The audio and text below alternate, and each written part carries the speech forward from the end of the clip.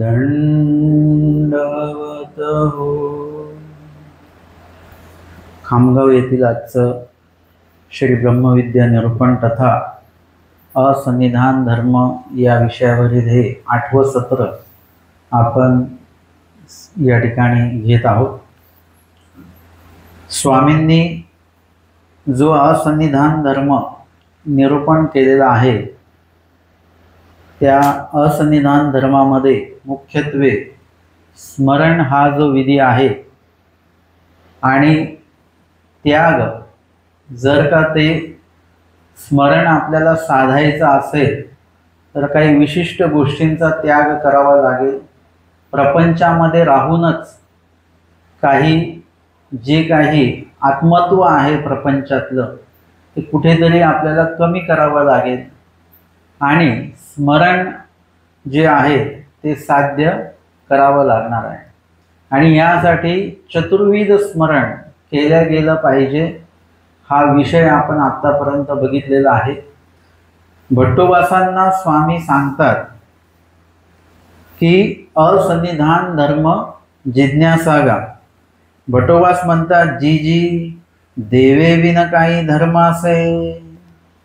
म्हणजे आता आम्ही बीजे करणार आहोत आणि तुम्हाला असंनिधान देणार आहोत. तर असंनिधानामध्ये तुम्हाला कशा प्रकारे राहायचं आहे, आचरण करायचं आहे या बाबतीत तुम्ही विचारा आम्हाला. आणि भट्टोबास म्हणतात देवेविन काही धर्म असे. म्हणजे आपण चाललेत, म्हणजे देव चाललेले आहेत आणि आम्ही धर्म आचरण करायचा. तर देवाशिवाय धर्म आहे का? देवाशिवाय धर्म नाही आणि धर्माशिवाय देव नाही. जर आपल्याकडे धर्म असेल तरच आपल्याकडे देव येतील आणि आपल्याकडे देव असतील तरच आपल्यामध्ये जो धर्म आहे तो धर्म आपल्याकडे असणार आहे. असे दोन्ही गोष्टींचा हा असा अन्वय आहे. देवाशिवाय धर्म नाही आणि धर्माशिवाय देव नाही. स्वामी म्हणतात तुम्ही म्हणत आता असा ते तैसेची परी असे तयासी जतन कीजे. स्वामी म्हणतात की तुम्ही म्हणता ते बरोबरच आहे की देवाशिवाय धर्म नाहीच, परंतु असे तयासी जतन कीजे हे असे तया रक्षण. म्हणजे तुमच्याकडे जो काही धर्म आहे त्या धर्माचं जतन करा. तुमच्याकडे जे काही ज्ञान आहे त्या ज्ञानाचं जतन करा. आणि हे असे तया रक्षण म्हणजे जे ज्ञान आपल्याला प्राप्त झालेलं आहे त्याच ज्ञानामध्ये धर्म आहे. तेच ज्ञान तुम्हाला धर्म कशा प्रकारे तुमच्यामध्ये आचरण करायचं आहे तुम्हाला त्याचं ज्ञान जे आहे ते ज्ञान सांगणार आहे. आणि त्या ज्ञानाचं आधी जतन करा आणि त्या ज्ञानाच्या माध्यमातून जो धर्म कळालेला आहे त्या धर्माचंही आपल्याला जतन करता येणार आहे. आणि ते जतन आपल्याला करायचं आहे. ज्ञानाचं आणि धर्माचं दोघांचंही जतन करायचं आहे.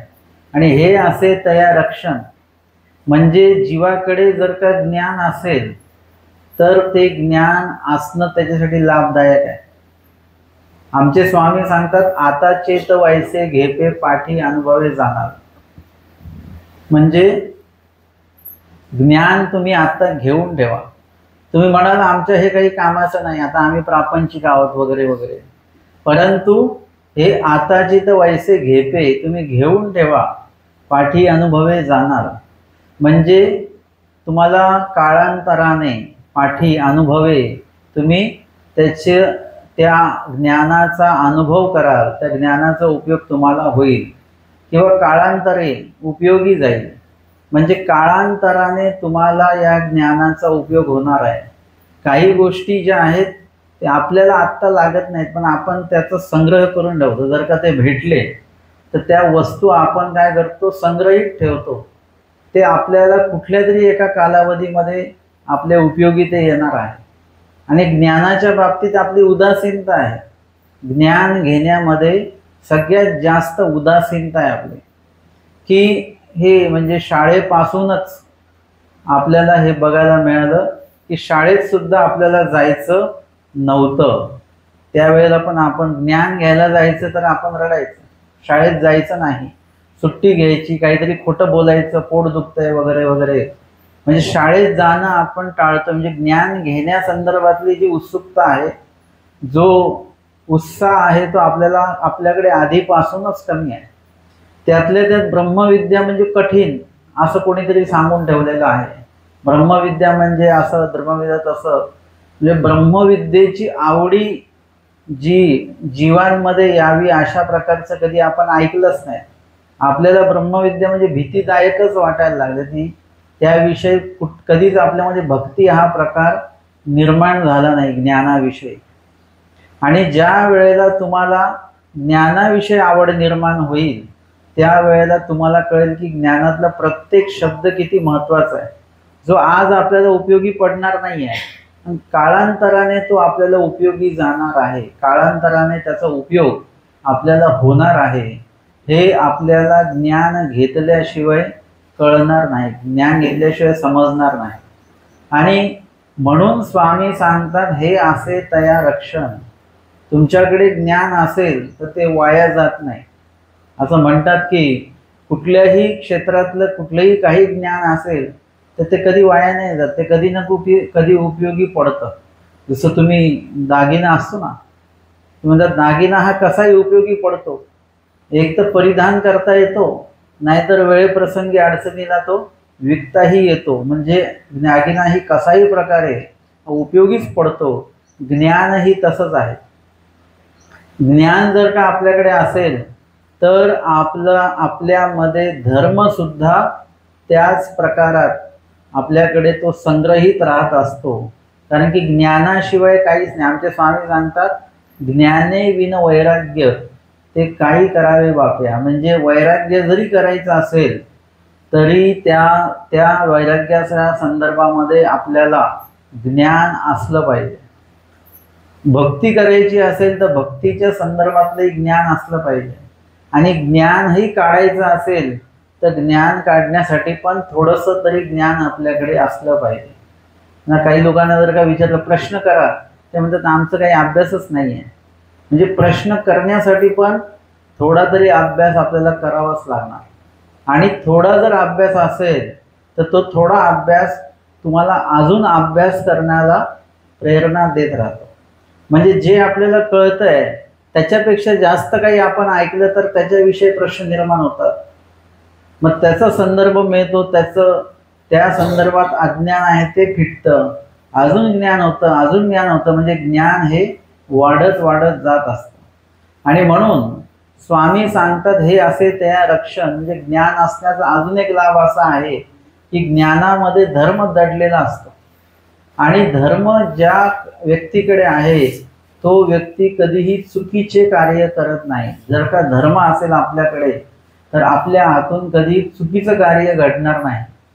म्हणून ज्ञान आणि धर्म या दोन्ही गोष्टी आपल्याकडे असल्या पाहिजे. कधी कधी आपल्याकडे ज्ञान असतं भरपूर, पण धार्मिकता जी असते ती नसते. कळतं भरपूर, परंतु आपल्या मनामध्ये तो भाव नाही. आपल्याला माहिती आहे की ह्या औषधाने हे औषध गुणकारी आहे माहिती आहे, पण आपण ते औषध घेत नाही कधी. म्हणजेच नुसतंच ज्ञान असून उपयोग नाही, त्या ज्ञानाचा उपयोग देखील आपल्याला करता आला पाहिजे. म्हणून स्वामींनी सांगितलं की हे असे तया रक्षण. जैसा वटरोपाचा. म्हणजे वटरोप, वट म्हणजे काय? वडाचं झाड. आता वटपौर्णिमा येते ना, तर वट रोपाचा म्हणजे वडाचं जे काही रोप आहे त्या वडाच्या रोपाचा दृष्टांत स्वामी सांगत आहेत. कवणी एकू वटू लावी.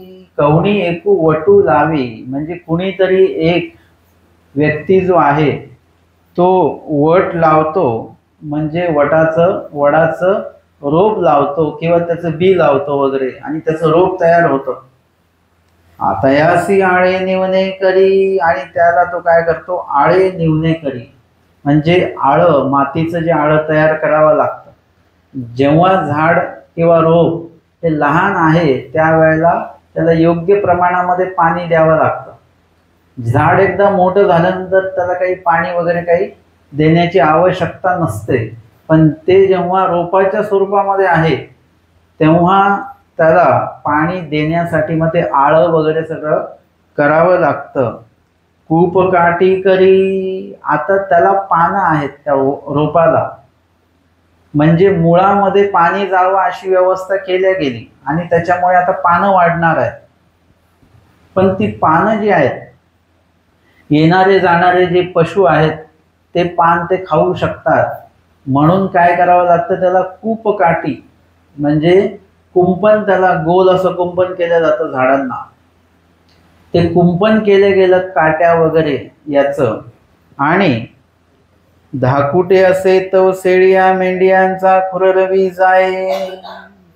आणि कूप काठी वगैरे केल्यामुळे आता ते जे काही झाड आहे किंवा ते रोप आहे त्याची पानं कोणी खाणार नाहीये. आणि कूप काठी का करावी लागते, कारण की धाकुटे असे तर शेळिया मेंढ्याच्या खुररवी जाय, म्हणजे शेळ्या मेंढ्या वगैरे कोणी येतात जातात, त्यांनी सहज जरी त्याच्यावर पाय दिला तर काय होईल, ते रोप मोडू शकतं.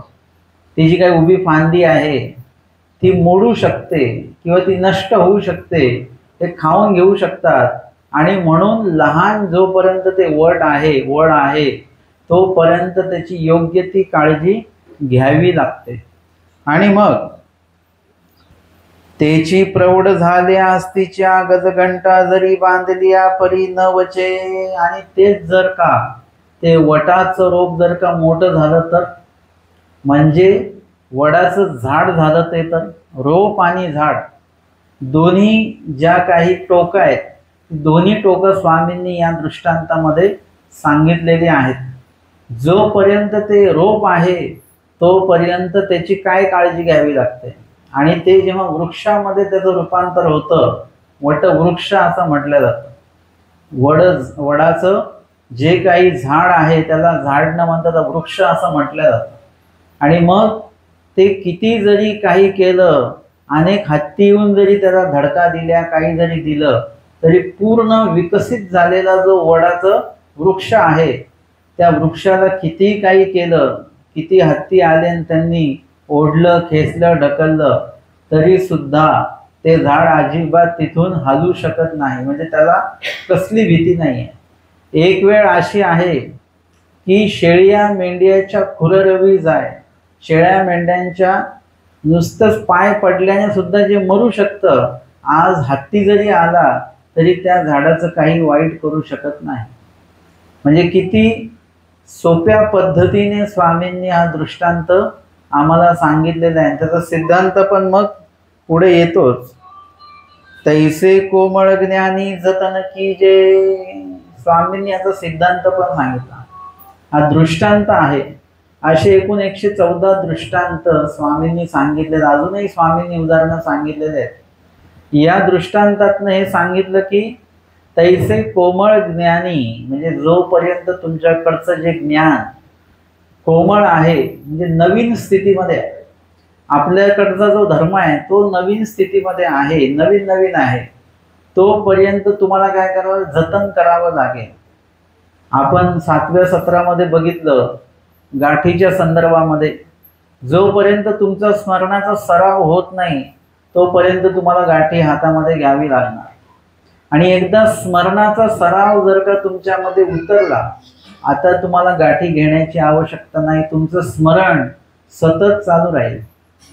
जोपर्यंत तुम्ही नवीन आहात तोपर्यंत सूत्रपट हातात घेऊन वाचावं लागेल ते, परंतु नंतर ते वचन पाठांतर झाले तर विना सूत्रपाठ तुम्हाला ते वचन आठवतील आणि तुम्ही ते म्हणाल एका पाठोपाठ. लीळेंचं सुद्धा तसंच आहे. अनेकांचे लीळा पाठांतर आहेत.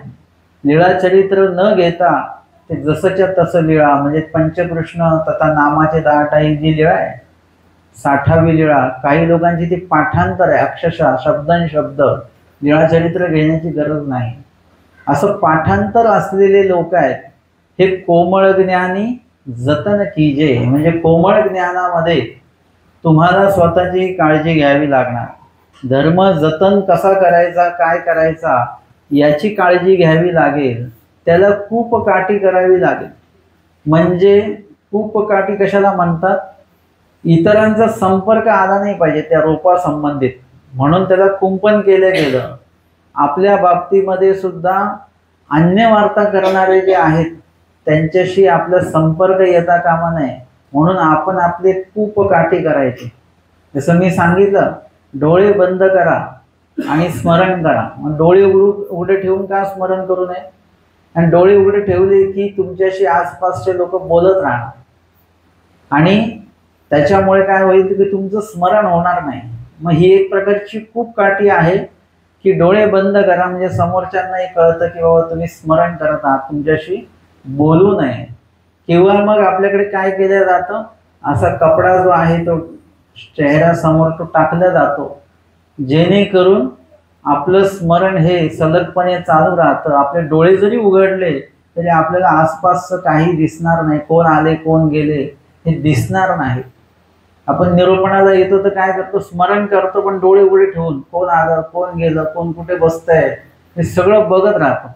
नवीन आलेली व्यक्तीकडे आपण बघत राहतो, ते कुठे जात आहेत कुठे बसतायत, ते बसले की मग आपण निरूपकाकडे बघतो परत.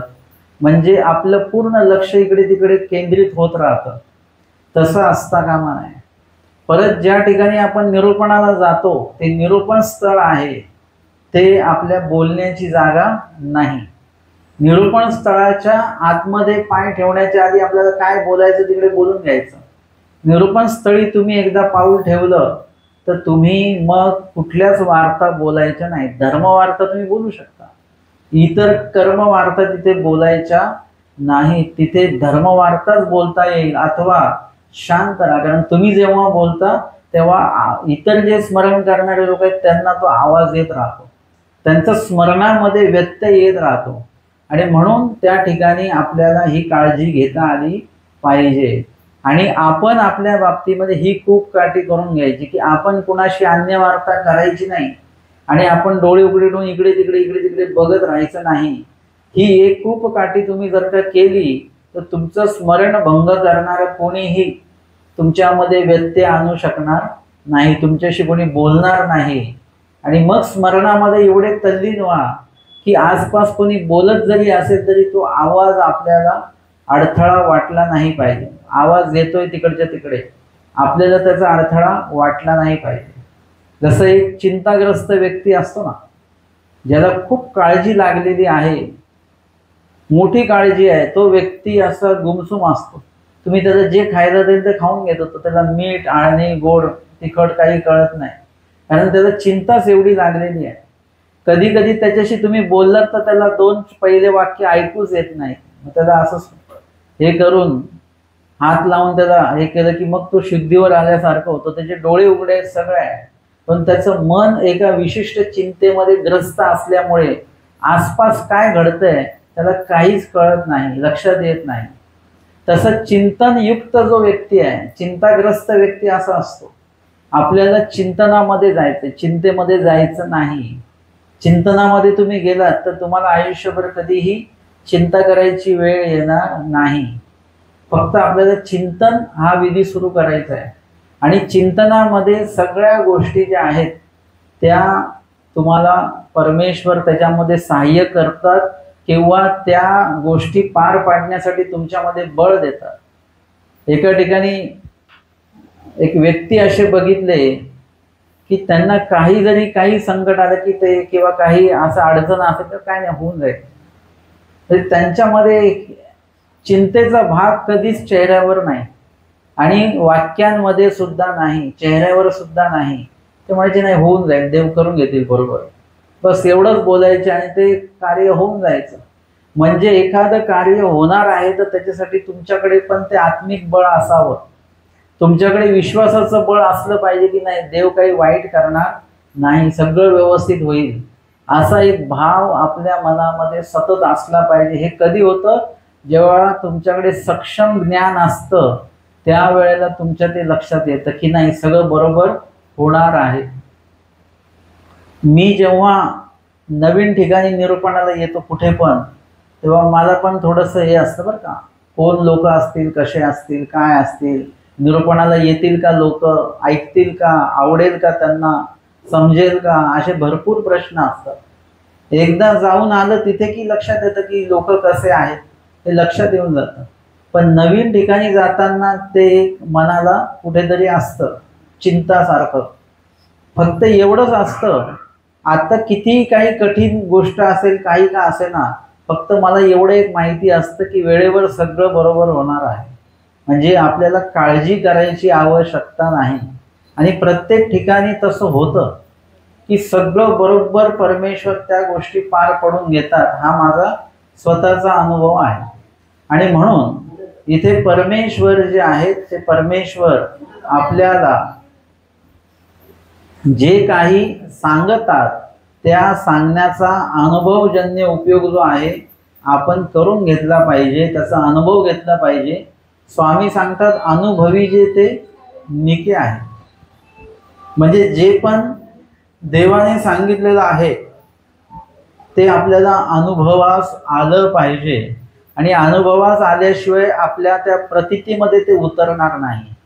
प्रतीतीत उतरलं एकदा की ती प्रतीती कोणी काढून घेऊ शकत नाही. तुम्हाला परमेश्वराचा जो अनुभव आलेला आहे तो अनुभव तुमच्या मना अंतःकरणामध्ये एवढा पक्का बसतो की नंतर तो अनुभव कोणी काढून घेऊ शकत नाही. तुम्हाला देवाविषयी कोणी विपरीत करू शकत नाही. अशा प्रकारचा अनुभव आपण परमेश्वराविषयी घेणं तेवढंच आवश्यक आहे. आणि म्हणून सांगतात की कोमळ जेव्हा आपली स्थिती आहे, कोमळ ज्ञानी जतन कीजे. म्हणजे आपण नवीनच आहोत अभ्यासामध्ये किंवा नवीनच आपला तो स्मरणाचा अनुभव आहे, ज्ञानाचा अनुभव आहे, आचरणाचा अनुभव आहे, त्याच्यामध्ये आपण कोमळ आहोत. नूतनच साधनवंत आहोत आपण. तर आपण नूतन असल्यामुळे आपली मनस्थिती इकडे तिकडे विचलित होऊ शकते. पण तुम्ही जर का एकदा दोनदा 10दा अनुभव जर का घेतला की तुम्ही देवाविषयी एकदम पक्के होऊन जात असता. मग तुम्हाला कुठल्या प्रकारची भीती किंवा काळजी उद्भवणार नाही. परंतु कोमळ ज्ञानामध्ये मात्र आपल्याला अनुभव नसल्यामुळे आपल्याला सतत काही ना काही असं वाटतं की माझ्याकडनं जमेल की नाही, जमेल की नाही, जमेल की नाही. तुम्हाला जर का सांगितलं रोजची 5 वचनं पाठ करून द्या, तर म्हटले बाबा आमच्याकडनं जमणारच नाही, 5 वचनं रोजची खूप होती. मग 2 द्या, 2 पण बघू आम्ही, म्हणजे कसा वेळ मिळतो त्यानुसार. परंतु एकदा तुम्ही पाठांतर करायला लागले तर तुम्ही रोजचे 10 वचनं पाठांतर देऊ शकता, सहजपणे देऊ शकता. आपल्याला दिवसभर असतो, दिवसभरामध्ये कामही आहेत, कामामध्ये ते पाठांतर करता येतं आपल्याला. कामाच्या वेळी ज्ञान बंद असं नाही, कामाच्या वेळी सुद्धा चिंतन सुरू असलं पाहिजे, पाठांतर सुरू असलं पाहिजे. आणि ते कार्य करत राहायचं. दिवसाला 10 वचनं तुम्ही सहज पाठांतर करू शकता. महिन्याला 300 वचनं तुमचे पाठांतर होतात. असं गणित करायचं आणि मग त्या पद्धतीने तुमचा जो काय आखीव रेखीव वेळ जो आहे तो निश्चित करायचा आणि त्यामध्ये ते अध्ययन करा. नवीन तुम्हाला 5-2 वचनं पाठ करायला पण भीती वाटेल आणि पुढे जर काळ सरकेल तसं तुम्ही 10 वचनं पाठांतर करा. फक्त कोमळ ज्ञानी जतन काय करायचंय? ज्ञान तर जतन करायचंच आहे, धर्मही जतन करायचा आहे. परंतु ज्ञान आणि धर्म आपल्याकडे यावा, आपल्याकडे जतन राहावा, या संबंधित जो काही तुमचा भाव आहे तो भाव सुद्धा जतन करायचा असतो. सकारात्मकता जी आहे, सर्वात आधी सकारात्मकतेचा जतन आपल्याला करता आलं पाहिजे. आपल्याला देवधर्माच्या बाबतीत काही सांगितलं की आपण लगेच नाही म्हणतो, नाही जमणार. नकार हा आपला ठरलेला आहे, परंतु होकार असला पाहिजे त्याच्यामध्ये. भांडण्याच्या बाबतीत कधी नकार असतो का आपला? कुणाशी जर का भांडायचं आहे तर आपण म्हणतो का नको भांडायला? आपण तर तयारीतच असतो, कधी भांडायला मिळतं वगैरे. भांडण्याची पूर्ण तयारी जेव्हा देवाने भांडतही दोघे अन्यायी सांगितलेलं आहे. इतर कुठल्या तरी विषयांवर चर्चा करण्याला आपल्याला कधी भीती वाटते का? तासनतास आपण गप्पा मारू शकतो एखाद्या विषयावर. पण जर का सांगितलं तुम्हाला लीळा सांगायची आहे, बाबा मला जमणार नाही. का बरं? दिवसभराच्या लीळा तुम्ही सांगत असता, पाणी आलं नाही, भाजी महाग आहे, असं आहे तसं आहे. अख्ख्या गावाच्या बाबतीत माहिती आपल्याला असते त्याच्यावर तासनतास आपण बोलत राहतो, पण लीळा जर का देवाची सांगायची आहे मग त्यावेळेला आपण का नाही म्हणतो? कारण की तो सकारात्मक जो भाव आहे लीळा सांगण्याचा तो आपण जतन केलेला नाही. अशा कितीतरी चांगल्या सकारात्मक धार्मिक गोष्टी आहेत, ते करण्याविषयी वचन पाठांतर होतील का? नाही होणार. लीळा सांगता येईल का? नाही जमणार. ही सेवा कराल का? नाही, मी कधी केलेली नाहीये. म्हणजे नकार नकार नकार धार्मिक गोष्टीमध्ये असतो. तो सकारात्मकता धर्माविषयी आणि ज्ञानाविषयी तुम्ही आधी ती जतन करा. ती एकदा जतन केली म्हणजे जेव्हा पेरणी करायची आहे, चांगलं पीक येणार आहे, मग त्याचं उत्पन्न, मग त्याचा पैसा आणि मग त्याची गुंतवणूक, हे सगळं पुढच्या गोष्टी आहेत. पण सुरुवात कशाने करायची आहे? पेरणीने करायची असते का सुरुवात? आणि पेरणीच्या आधी मशागत आहे. बघा, म्हणजे किती चांगलं बियाणं असेल, किती चांगला पाऊस असेल, किती चांगली जमीन असेल, तरी लगेच बियाणं पेरता येत नाही. ते जमिनीची मशागत, काही गवत बिवत त्याच्यात ते सगळं काढून टाकायचं. ती पेरण्या योग्य आधी जमीन करायची असते आणि मग पेरायचं असं. पेरायचा प्रकार पुढचा आहे. जर का तुम्ही पेरणीच्या आधी जमिनीची योग्य ती मशागत नाही केली तर ते बियाणं किती चांगलं असो, पीक चांगलं येणार नाही. सुक्षेत्राच्या दृष्टांतात स्वामींनी सांगितलेलं आहे की त्या ठिकाणी जर का जमीन चांगली आहे आणि योग्य प्रकारे जर का तुम्ही ती पेरणी केली सगळे नियम पाळून, तर एक चांगल्या प्रकारचं पीक त्याच्यामध्ये येतं. अन्यथा जर का ती योग्य ती काळजी आधीच नाही घेतली, आपण आधी घेण्याची काळजी वेगळी आहे, बियाणं लावण्याची काळजी वेगळी आहे, आणि लावलेलं बियाणं एकदा लावल्यानंतर मग त्याची एक काळजी घेणं वेगळं आहे, ते पीक आल्यानंतरची काळजी वेगळी आहे, वगैरे वगैरे. आणि त्याचं उत्पन्न जे येतं, द्रव्य येतं, ते द्रव्य जतन करण्याची एक काळजी वेगळी. प्रत्येक काळजी आहेत आणि आपल्याला काय करायचंय, त्या काळजीला तुम्हाला काय करायचं आहे, सकारात्मकपणे त्याला जतन तुम्हाला करायचं आहे आणि त्याच्यातनं मार्ग काढायचा आहे. संकट जे असतात, संकट हे खचून जाण्यासाठी नसतं, तर त्याच्यातनं मार्ग काढून पुढे जाण्यासाठी असतं. जेवढे संकट तुम्ही पार कराल तेवढं तुमचं मानसिक बळ जे आहे ते चांगलं चांगलं वाढतं. तुम्ही 5च लोकांचं जेवण बनवता, तुम्हाला सांगितलं 50 लोकांचं जेवण बनवायचं आहे, तुम्ही म्हणता की आम्ही कधी बनवलेलं नाहीये, परंतु 5 लोकांच्या अंदाजाने तुम्ही 50 लोकांचा अंदाज करून ते एकदा जेवण बनवलं की तुम्हाला 50 लोकांचं जेवण बनवण्याचा आत्मविश्वास येतो. नंतर त्याच आधारावर तुम्ही म्हणता की मी 100 लोकांचंही बनवू शकतो, आता मला अंदाज आलेला आहे, 500 लोकांचंही बनवू शकतो आपण, अंदाज आलेला आहे. पण सुरुवातीलाच तुम्ही नाही म्हटले असते तर आयुष्यात कधीच तो अनुभव तुम्हाला वाढीव स्वरूपामध्ये प्राप्त झाला नसता. आणि म्हणून सुरुवात जी आहे ती एकदम 10वी पासून करायची नसते, सुरुवात पहिली अंगणवाडीपासूनच करायची असते. हळूहळू आपण 10व्या वर्गात जातो.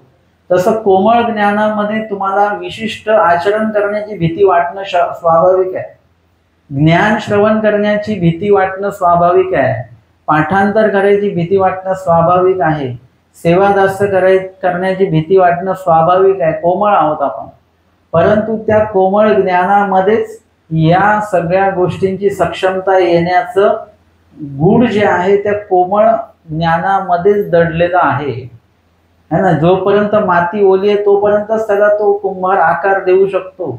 एकदा जे काही तयार झालं ते सुकलं की मग त्याला आकार नाही देता येणार. म्हणजे ते परत जे त्याला त्या मडक्याला त्यांनी भाजलं वगैरे, एकदा मडकं तयार झालं की मग आता त्याला तो हवा तो आकार देता येणार नाही. जोपर्यंत ती माती आहे, ओली आहे, तोपर्यंत त्याला म्हणतात कोमळ. आणि एकदा त्याचं जर का एखादं भांड तयार करून त्याला त्या भट्टीमध्ये टाकून त्याला शेवटच्या स्वरूपामध्ये त्याला तयार करणं, ह्याला जरट अवस्था असं म्हणतात. आता त्याचं दुसरं काही बनू शकत नाही. जे कोमळ ज्ञानामध्ये त्याला जो आकार दिला तो जरट अवस्थेमध्ये त्याचा आकार राहील, तो आकार आता बदलणार नाही. तुम्हाला आकार बदलायचा असेल तर या सगळ्या ज्या काही काळज्या आहेत त्या कोमळ ज्ञानामध्ये घ्याव्या लागतात. आपण जर का कोमळ ज्ञानामध्येच ज्ञानापासून लांब राहिलो की उपदेश घेतल्यानंतर 25 वर्षांनी आपण अभ्यासाला लागू हे खूप कठीण होऊन जातं. असं वाटतं की जाऊ दे, आता कुठे अभ्यास करता.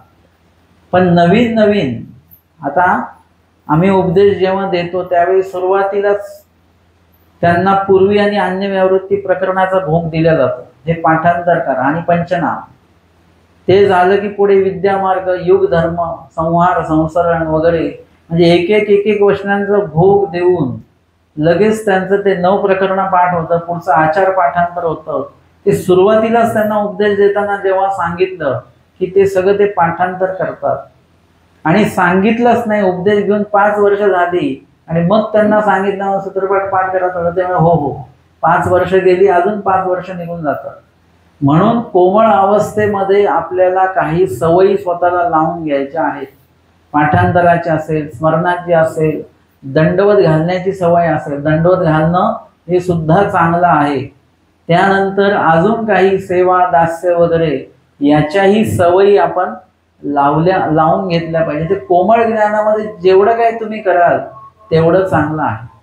आणि कोमळ वयामध्ये लहान मुलं असतात, आपले कुठेही सोहळे असतील तुमच्या भागामध्ये, लहान मुलांना घेऊन जा सोबत, कारण की ती कोमळ अवस्था आहे. त्या कोमळ अवस्थेमध्ये जर का त्यांना तिथे जायची सवय लागली, तिथे सेवा करायला लावा त्यांना, ती सेवा करायची सवय लागली की ते विचारतील तुम्हाला आता पुढे कधी आहे कार्यक्रम, आपला देवाचा ते कार्यक्रम कधी आहे ते विचारतील.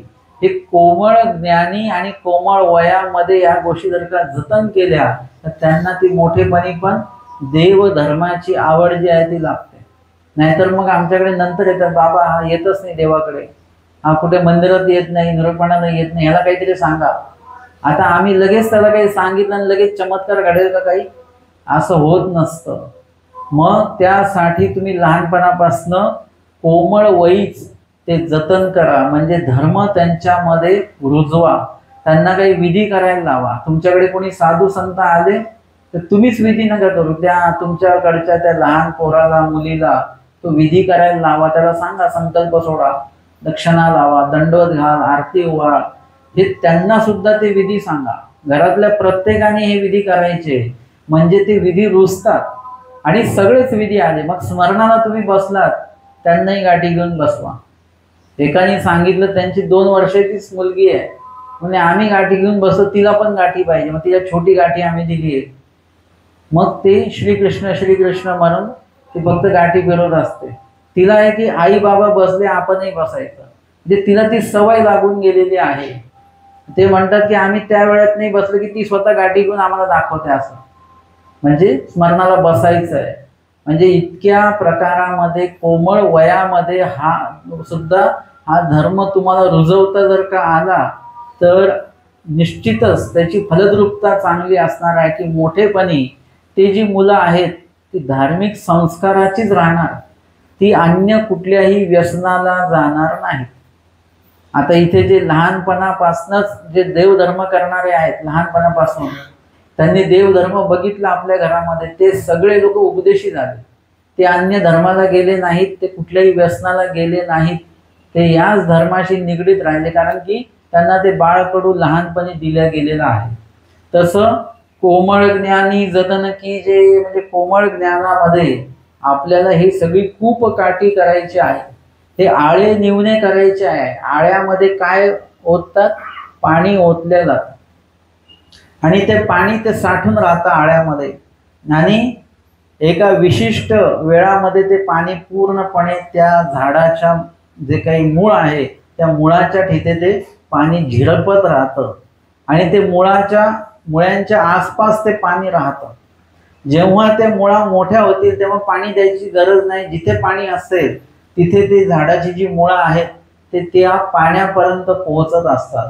कुठे पाणी हे झाडांच्या मुळांना माहिती असतं, ते बरोबर तिथे पोहोचतात आणि आपल्या त्या फांद्यांचं पानांचं पोषण करत राहतात. परंतु लहान जेव्हा ते रोप आहे त्यावेळेस त्या रोपाची मुळं सुद्धा लहान आहेत, ते तिथपर्यंत जाऊ शकत नाही. मग त्यांना तिथे घरपोच पाणी द्यावं लागतं, तिथलं तिथे लगेच आळं. ते पाणी देत असताना ते पाणी इकडे तिकडे वाहून जाता कामा नये म्हणून ते आळं केलं जातं आणि त्याच्यात ते साठून राहतं. तशा पद्धतीने कोमळ दशेमध्ये तुम्ही जे ज्ञान घ्याल त्याला एक आळं तयार करा. आळं कसलं? आळं म्हणजे आपल्या सोबत धार्मिक चर्चा करणारे, धर्मवार्ता करणाऱ्यांचा एक संघटन आपण तयार केलं पाहिजे.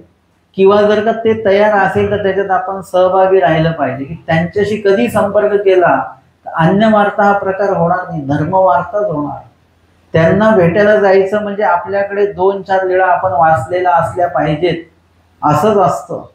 काही ग्रस्त मंडळी अशी आहेत की त्यांना भेटल्यानंतर धर्मवार्ताच होते, कर्मवार्ता वगैरे होत नाही, काही ना काही धार्मिक विषयच निघतो. आणि त्यामुळे त्यांना भेटलं की इतर कुठलाही विषय निघत नाही, देवाचाच विषय निघत असतो. असे काही उपदेशी आहेत की ज्यांना भेटल्यानंतर फक्त धर्मवार्ताच होते. अशाच प्रकारच्या उपदेशी लोकांच्या संपर्कात आपण राहायचं. आणि मी सुद्धा सगळीकडे फिरत बसत नाही बरं का. मी जे धर्मवार्ता करणारे आहेत, अनेक लोक मला बोलवत असत आमच्याकडे म्हणजे असं, परंतु मी जिथे धर्मवार्ता होणार आहे तिथेच मी जात असतो, सगळीकडे मी काही फिरत बसत नाही. तशा पद्धतीने मला सुद्धा माझ्या धर्माचं जर का जतन करायचं आहे तर मला अशाच साधूंशी भेटावं लागतं जे धर्मवार्ता करणार आहेत, असेच ग्रस्त मंडळींशी भेटावं लागतं जे धर्मवार्ता करणार आहेत. अन्यथा काय होईल, माझ्यातले जे ज्ञान आहे त्याला सुद्धा मलिनत्व येऊ शकतं. मला सुद्धा निंदा वगैरेच मी करत राहिलो तर माझा सगळा वेळ त्याच्यामध्ये जाणार. आणि कुणाची तरी निंदा केल्याने मला त्याचा वैयक्तिक लाभ काही होत नाही, त्या माणसाचं नुकसान काही होत नाही. ज्याची निंदा करतो त्याचं नुकसान होत नाही, आणि मी निंदा करतो तर माझा त्याच्यामध्ये कुठलाही आर्थिकही फायदा होत नाही, मानसिकही फायदा होत नाही, शारीरिकही काही फायदा होत नाही. फक्त मनाची समाधानी, की काहीतरी एका व्यक्तीविषयी वाईट साईड बोललं की मनाला समाधान वाटतं आपल्या, परंतु वास्तविक आपला तेवढा वेळ वाया जातो. आपल्याला ते मलिनत्व येते एक ते वेगळं, पण उजळता येत नाही, हे एक आपलं एक नुकसान आहे. आणि त्याच्यामुळे आपली जी काही आळे निवणे आहे ते म्हणजे असेच लोक पाहिजेत आपल्या भोवती. अशाच लोकांच्या मध्ये आपण राहिलो पाहिजे की जे लोक धर्म कार्यच करतात, वचनोक्तच वागतात, वचनच बोलतात, लीळाच बोलतात, अशाच लोकांच्या संपर्कात आपण राहिलं पाहिजे. किंवा आपण त्यांना भेटल्यानंतर ते आपल्याला विचारतील की बाबा आज कुठली लीळा वाचली तुम्ही, लगेच आपल्याला सांगता आलं पाहिजे.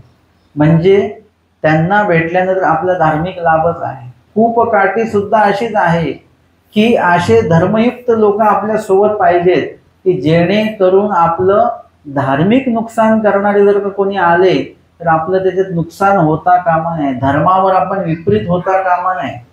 देवा धर्माविषयी किंवा ईश्वर परायण जे साधक आहे त्यांच्याविषयी विपरीतत्व आपल्या मनामध्ये येता कामा नये. अशा प्रकारचाच लोकसंग्रह आपल्या संपर्कात असला पाहिजे. हेच आपलं आळे निवणे आहे, हीच आपली कूपकाठी आहे. आणि जर का हे नाही ठेवलं आपण तर काय होईल, शेळिया मेंढियाच्या खुररवी जाय, म्हणजे कोणी पण ऐरा गैरा येऊन तुम्हाला तुमच्या धर्माविषयी काही पण सांगू शकतो. हा काय धर्म आहे का? कुठे जेवायचं नाही, खायचं नाही, इथं जायचं नाही, तिथे जायचं नाही, असं धर्म असतो का कधी? आपल्याला पण वाटतं बरोबर बोलतात आहे, असं धर्म नसतो कधी. का वाटतं? कारण की आपण सर्वार्थाने कोमळ आहोत आणि असं विपरीतत्व लगेच येऊ शकतं. ते म्हणून ती खूप काठी आणि आळे निवणे आहे. त्याचं उत्तर तुम्हाला तुमच्या ज्ञानाचं जरठत्व प्राप्त झाल्यानंतर, त्या ज्ञानानुसार आचरणाचं जे जरठत्व आहे ते प्राप्त झाल्यानंतर त्याचं उत्तर तुम्हाला आपोआप मिळतं. लहान मुलांना किती सांगा चॉकलेट खाऊ नका, दात किडतात, कळतं का त्यांना? नाही कळत. पण आई वडील खूप काठी करून उभे आहेत त्यांच्या समोर, काय त्यांनी खावं काय नाही खावं याची काळजी घेतात ते. आता त्याच मुलाला जेव्हा तो मोठा होतो तेव्हा तो त्यांच्या मुलांना सांगतो चॉकलेट खायची नाही, दात किडतात. म्हणजे त्याच्याकडे ते जरठत्व आलं आणि त्याला तो विषय कळाला. तेव्हा नाही कळाला कोमळ ज्ञानी, आता कळाला. तेव्हा त्याला कोणी काही सांगितलं तर ते ऐकत होता, पण आता तसं नाही. आता विचारपूर्वक आहे, आता अनुभव आहे, ज्ञान आहे. त्याच्यामुळे आता स्वतःचा निर्णय स्वतः घेण्याला तो सक्षम आहे. ते जरठत्व आलेलं आहे. ते येण्यापर्यंत आपल्याला ही कूपकाठी जी आहे ती करायची आहे.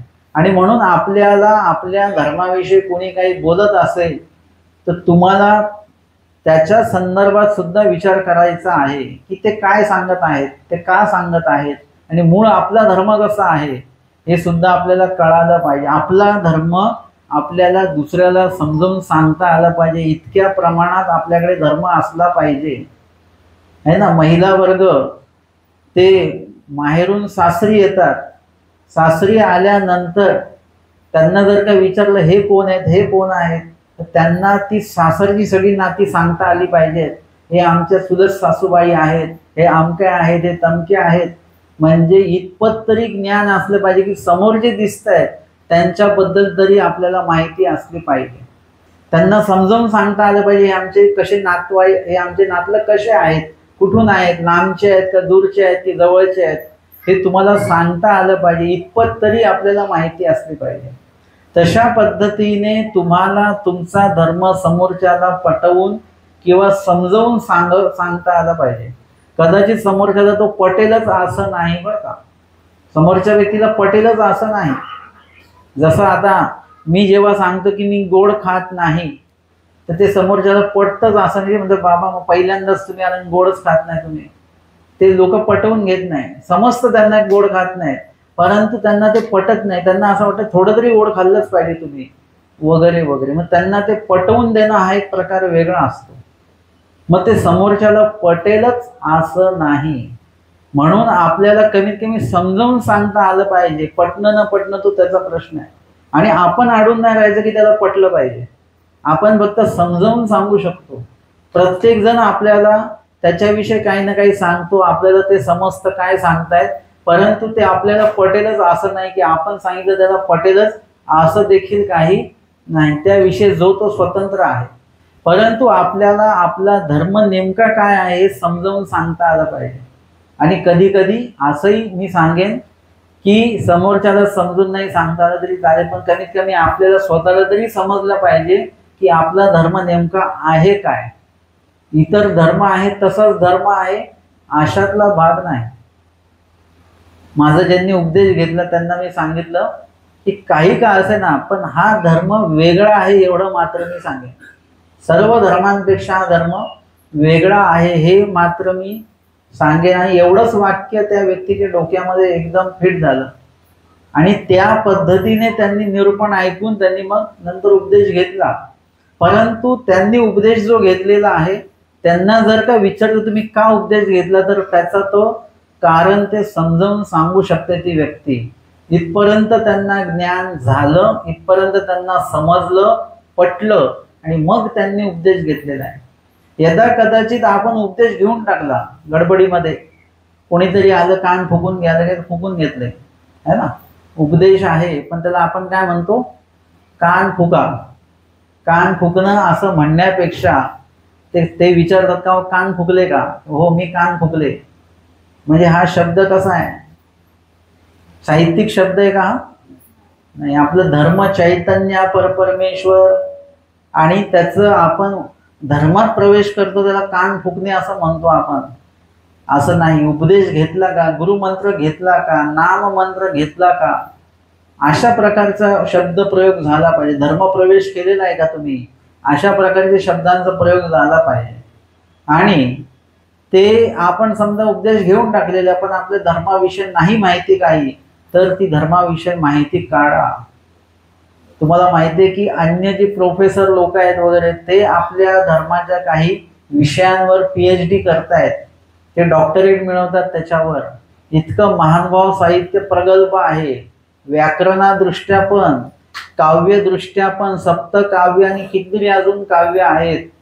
साहित्यिक लीळाचरित्र हे साहित्याचं मोठं एक असं दालन आहे की मराठी साहित्याचा आद्य ग्रंथ आहे. त्याच्यातली जी शब्दरचना आहे, जुन्या वस्तूंची त्याच्यातली नावं, त्याचा उच्चारण, त्याचा उल्लेख, हे सगळं याच्यामध्ये जतन केलेलं आहे. हे मोठं एक साहित्य ग्रंथ सुद्धा आहे. हा लीळाचरित्र अध्यात्म ग्रंथ देखील आहे, व्याकरण ग्रंथ सुद्धा एक प्रकारे, म्हणजे इत्यादी प्रकारे सगळं समाविष्ट आहे. म्हणजे आपल्या पंथाचं ऐश्वर्य एवढं मोठं आहे. आणि म्हणून ते आम्हाला समजलं पाहिजे कुठेतरी, हे जतन करावं लागेल आपल्याला. आणि आपला धर्म सर्वप्रथम आपल्या स्वतःला समजावून सांगावं लागेल. कधी कधी होतं असं, काही संकट आलं की आपण पण डगमगतो. त्यावेळेला आपल्याला समजून सांगता आलं पाहिजे स्वतःलाच की काही घाबरायचं नाही, देव आपलं काही वाईट करणार नाही, एवढं मात्र पक्क आहे बरं का. देव तुमचं काहीच वाईट करू शकत नाहीत आणि करत नाहीत. देव कधीच कुणाचं वाईट करत नाहीत, हे एकदम मात्र पक्क ठेवा. गुळ खाल्ला तर कडू लागतो का तो? साखर खाल्ली तर कडू लागते का कधी? नाही लागत. म्हणजे ते गोड आहे तो गोडच लागणार. मिरची खाल्ली तर गोड लागते का कधी? ज्याचे त्याचे गुणधर्म असे पक्के आहेत. तशा पद्धतीने परमेश्वराची वैशिष्ट्य आहे की ते कुणाचंही वाईट करूच शकत नाही. म्हणजे देवाने जर ठरवलं याचं वाईट करायचं आहे तरी सुद्धा देव त्याचं वाईट करू शकत नाही, इतके देव चांगले आहेत. सकळ गुणाचे निधी आहेत. एखादा सौम्य भाषेतला व्यक्ती असतो ना, सौम्य शब्द त्याच्याकडे आहेत, त्याचा आवाजही सौम्य आहे आणि त्याची शब्द सुद्धा सौम्य आहे, त्याचं मन सुद्धा एकदम सौम्य आहे, तो व्यक्ती कोणावर ओरडूच शकत नाही. तो ओरडला तरी समोरच्याला तो ओरडल्यासारखं वाटणारच नाही, असं होतं. आमच्याकडे उपदेशी पोलीस येतात, ते इतके साधे आहेत, मी त्यांना म्हणतो तुम्ही कुठल्याच अँगलने पोलीस वाटत नाहीत. म्हणजे ते इतके साधे आहेत. आणि धर्माच्या बाबतीमध्ये तर एवढे ते म्हणजे कार्यरूप आहेत की त्यांना असं वाटतं नाही कुणाचं मन दुखवायचं नाही. पोलीस असून वाटतं बरं त्यांना, नाही कुणाचं असं हे करायचं नाही, कुणाचं नुकसान करायचं नाही वगैरे. म्हणजे इत्यादी प्रकारे धर्म त्यांच्यामध्ये असा आहे की त्याच्यामुळे त्यांची बोली भाषा वगैरे एकदम सौम्य आहे. म्हणजे धर्म जर का आपल्याकडे असेल तर काय होतं, आपण कुणाचंही वाईट चिंतन करू शकतच नाही, नाहीच करू शकत अजिबात. तुम्ही कुणाबद्दल वाईट बोलू शकत नाही, कारण तुम्हाला माहिती आहे की आपली जी वाणी आहे, आपलं जे बोलणं आहे, तुम्ही असं कुजलेलं खवूट वगैरे असं काही खाल का तुम्ही? तुम्हाला दिसली बुरशी लागलेली आहे, खाल का तुम्ही? कारण हे शेंगदाणे वगैरे खवूट झालेले खाणार का तुम्ही? तुम्ही तुमचं तोंड खराब करून घेत नाही. तसं ज्याच्याकडे धर्म आहे तो आपली वाणी खराब करून घेत नाही, आपलं मन स्वच्छ ठेवतो, ते अशुद्ध कधीही होऊ देत नाही. एवढी काळजी तो आपल्या मनाची, वाणीची, डोळ्याची, कानाची, सगळ्यांची तो घेत असतो.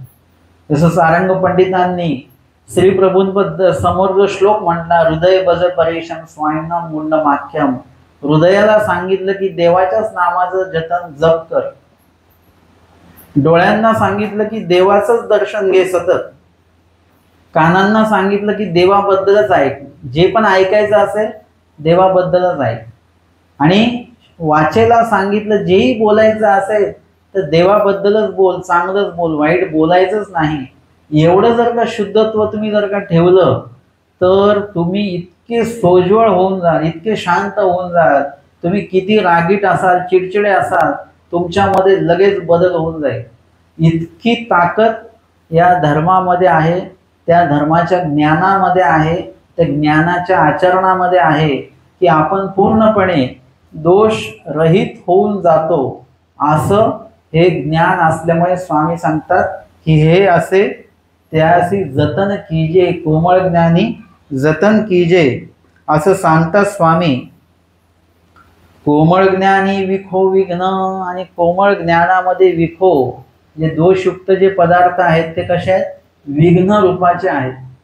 जसं आता आपण एवढ्या उन्हात गेलो तर आपल्याला काही होणार नाही, पण 1-2 दिवसाचं बाळ असं उन्हात नेलं तर नाही, ऊन आहे भरपूर, त्याला लगेच त्याचा त्रास होऊ शकतो. आणि त्याचं टाळू जी आहे ती कोमळ आहे, आपल्याला काही होणार नाही, लहान बाळकाला त्रास होऊ शकतो. आणि म्हणून इथे कोमळ ज्ञानी विखो विघ्न, जो कोमळ ज्ञानी आहे त्याला छोटासा जरी दोष असेल तरी तो विघ्न रूपाने आहे. म्हणजे त्याचं धर्माचं तो हानी करू शकतो. कारण की विघ्न किंवा जे काही दोष असतात, विघ्न विखो म्हणजे दोष, जे दोष अशा प्रकारचे असतात की तुम्हाला ज्ञान आणि दोष एकाच वेळी जर का सांगितले तर तुमच्या डोक्यामध्ये दोषच रुळत राहील. जर का मी तुम्हाला सांगितलं की ते अमके निरूपणाला येतात ना, ते तुम्हाला नावं ठेवत होते बरं का. असं सांगून जर का तुम्हाला एखादी लीळा सांगितली मी, आता तुम्हाला काय आठवेल? लीळा की ते नावं ठेवलेले? खरं सांगायचं, नावं जे ठेवलेले त्यामुळे बाबा ते जेळेचं नंतर बघू, पण ते मला असे बोललेच कसं काय, म्हणजे तुमच्या डोक्यात तेच चालू राहील, दोष चालू राहील. आपण दोष जास्त चघळतो. किती आजचं जे निरूपण आहे हे आपल्याला पुढच्या 10 दिवसात तरी आठवेल की नाही माहिती नाही, परंतु एखाद्याने जर का याच निरूपणात आपल्याला नावं ठेवली असतील तर 10 वर्ष आपल्याला ते आठवत राहतं की त्या निरूपणात त्यांनी मला ते बोललेलं 4 चौघात, ते मी कधी विसरणार नाही. पण बाबांनी 4 चौघात जी लीळा सांगितली ती मात्र विसरून गेलो आपण.